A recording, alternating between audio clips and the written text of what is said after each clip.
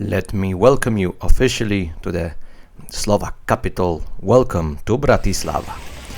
The day of our arrival turned out to be very hot.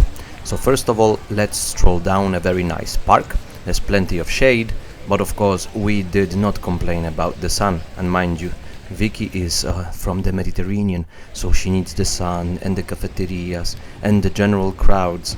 And I kinda complained in the last episode, there are not too many people in the streets here, right? Well, Bratislava compensated.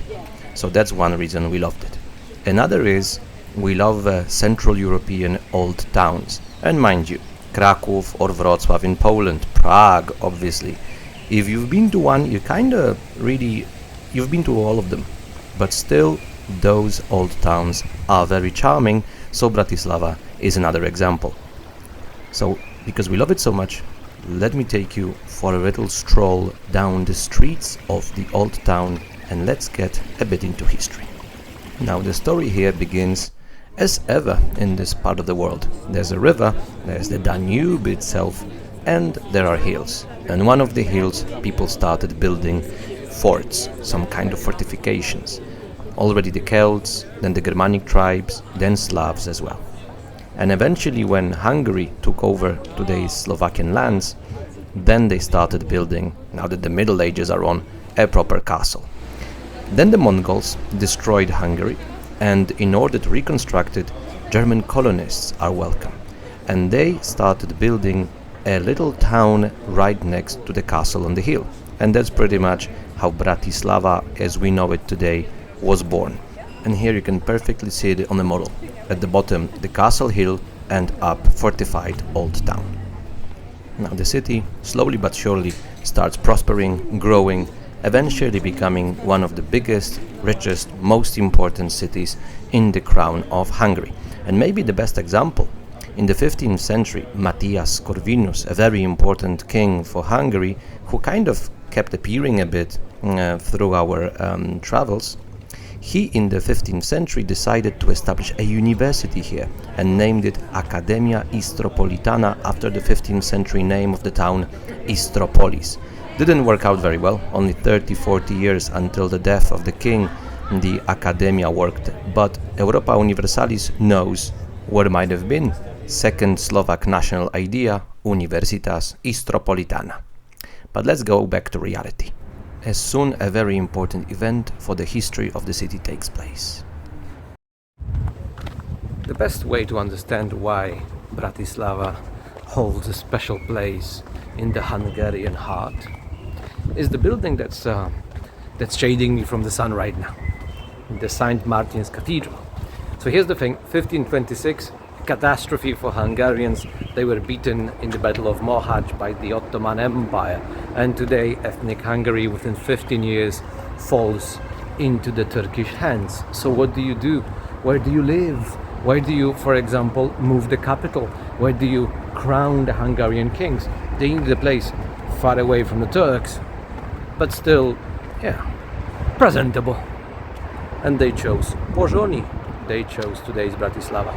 And the very place where, which you see at the very moment, St. Martin's Cathedral became the coronation church for the Hungarian kings. If I remember right, 18 people, kings and queens, were crowned here. So Bratislava wasn't simply, let's say, it's not simply a sentimental issue. It was for a long time literally the capital, the royal capital of Hungarians. Another cool way to understand the importance of Bratislava is the fact that all the Hungarian kings were not really Hungarian, they were actually Habsburgs. Louis II of the Jagiellonian dynasty died in Mohács, and he had a deal with the Habsburgs. If he dies, no heirs, they are going to take over the crown of Hungary. And they were contestants, of course, but Habsburgs actually won. So here's another very important thing, a bit of trivia actually. Till the very day, Bratislava and Vienna are two closest capitals to each other, and that's the point. Habsburgs needed to get two crowns, Austrian and Hungarian, and the sooner you can get one after the other, the better. So if you have Bratislava, 60 kilometers away from Vienna. That's no more than 2 days by old school standards. And that's another reason why Bratislava was chosen by the Habsburgs as the capital of Hungary. Quite a lot of background noise, right? So here you've got the Danube. There's a big bridge spanning it from the 70s with the famous UFO restaurant on top, and it's connecting Bratislava proper to Petržalka, a huge 70s district of blocks of flats. And 1/4 of Bratislava still lives there. So in order to connect, they went through the old town with this.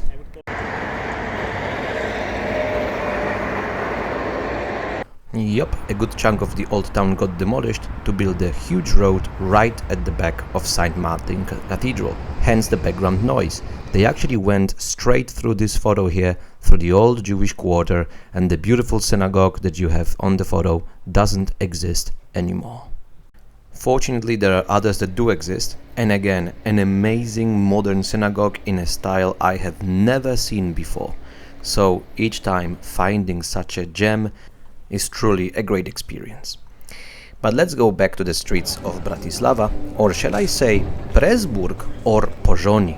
Actually, Bratislava, the name wasn't used for hundreds of years. It was either Pressburg in German, Pozsony in Hungarian, and if Slovaks were using the name for the city, that was Pressburg, so a Slavic version of the German Pressburg. Anyway, whatever the name, important people would show up, among them, for example, Paracelsus is a curious example, but supposedly the most important person for the city is Maria Theresa, the Empress of Austria and the Hungarian Queen.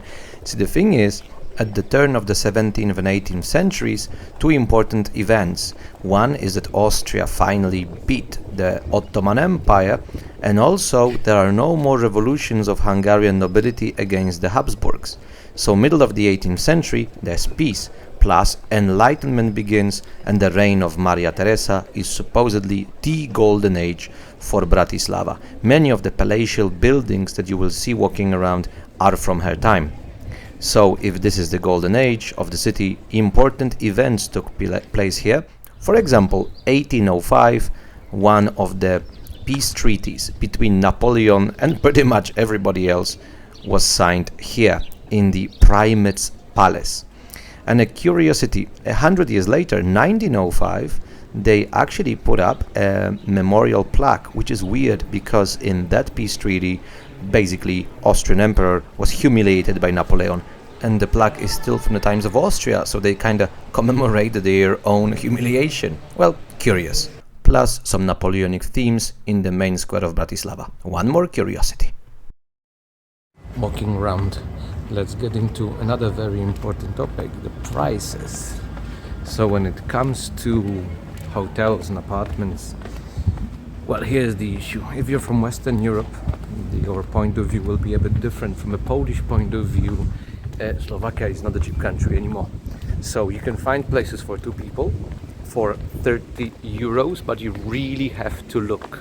Usually it's going to be more. And in a place like Bratislava, good luck. 40, 45, but more than 50 euros per night if you're looking for something roughly in the center. So not cheap by Polish standards. I guess Western European standards, that's still pretty much okay. When it comes to food, a very good idea, especially during the week, is to look for something called denne menu, which is basically deal of the day, usually between 12 to 2, 3, 4 p.m. And then what you're paying is roughly 6 euros, a bit less, a bit more, for a soup and a second dish, between 2 or 3 to choose from, which is very fine.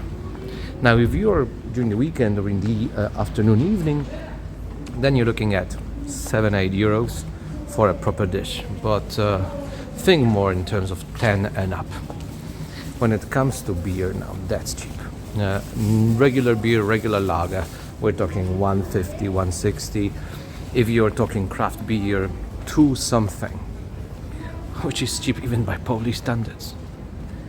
And that's the basics. One more thing that we love, and it costs a lot. Museums here are expensive. We're looking at 4 euros or more to visit museums and castles. So here, culture, especially compared to other things, is expensive. Now that I mentioned culture and museums, let's go to the museum of the city in the old city hall. Now it's always worth looking for such buildings. Now first of all, because they are full of very interesting details. So here you've got two, and especially buildings of the city hall are always good to find because, and I think it comes as no surprise, they were the representative ones, as they house, obviously being the city hall, the city government, but very often also they housed the judges. So they were big, beautiful, representative. But now let me show you a couple of things that you can find in the museum that is there today. For example, this 16th century Renaissance door to the old town with a very intricate lock. I tried understanding locksmithing, but that's how I looked like. Here's a beautiful piece of jewelry made of ivory and amber. Whoa! Amazing! One of my personal favorites, Executioner's Sword, Bell of the Dying. OMG! Sorry. Now with the beautiful view of the city from the City Hall Tower, let me explain myself. What you just saw was simply a drain pipe, a very typical thing of the time to have a kind of a face or a dragon or a gargoyle, but look at it again. I did feel very connected to it. It looks like me. But enough of silliness, let's go to what should be cherry on top of a cake. Unfortunately, it isn't. The castle in Bratislava is not exactly the most impressive in the country, especially after several that we've seen and some of castles we are going to see. This is not the highlight. Locals supposedly actually call it a table upside down. Of course, it's not the fault of the castle itself. It got blown up by Napoleonic soldiers, 150 years in ruins, and then renovated. There are some museums, kind of a nice garden as you can see, but that's pretty much it. In order to see something maybe not more impressive but more, I would say, romantic and majestic, you have to go out to a place called Devin, and there at the Danube there's a little hill, and on the hill medieval ruins of the Devin castle. And I know it's ruined, but look at it. It's I would say exactly that. It is kind of mystical and romantic, and I am not the first person to think so. So to the Devin castle we are going to go back next episode. Now let me take you back for a moment to the old town again, to a gallery of art called Nedbalka, which is kind of cute because in Polish the word means something like I don't care. Fortunately, they do, and Vicky does as well. She likes modern art very much, so actually I personally didn't go there, but she did, and she took some photos for us as she thought the place is absolutely amazing. So let's jump in and let me show you a couple of examples of what she meant.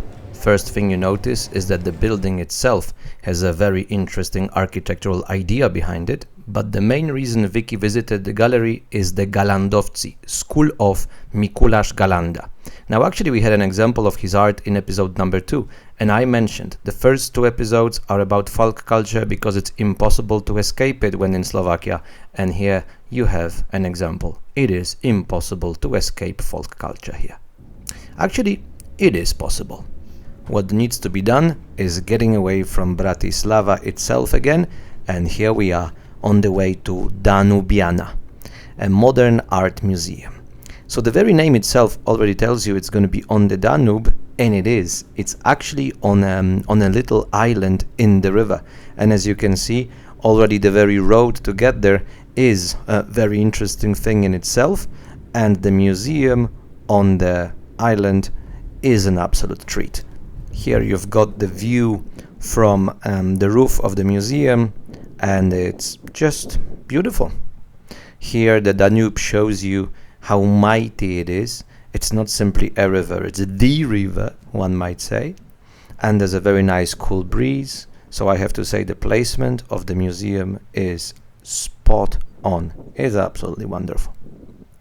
But here's a little problem when it comes to the place for me personally. I have a particular approach to art. It's either modern or it's art. I don't understand it, I don't get it, but Vicky does. So off we went. And I have to say, in the end, it was not a bad idea. Because some of the works, even if I don't know what they're about, don't understand them, they do somehow speak to me. So there are a couple of examples of the works I somehow liked subconsciously. Some of them are easy to understand. This is critique of consumptionism and corporations. Everything that's related to free speech always speaks to me volumes. And I like the macabre. So those watermelons were brilliant. In the end, I have to say, well, it's a good idea to keep an open mind. It wasn't as bad as I thought, so we in the end spent good 2 hours here, I have to say, and I did find a piece or two of my favorite type of art, recycling art. So it's basically art made of junk, and of course, in the end, you cannot escape folklore. Look at those beautiful chickens here. But now over to Vicky. So now tell us how you liked it. I simply loved it. The place, it's amazing. It's an island in the Danube River. The building is outstanding. The views and the whole concept of the architecture of this building is unique. The pieces, the masterpieces of art they have also, it's definitely worth paying a visit. It's a unique place.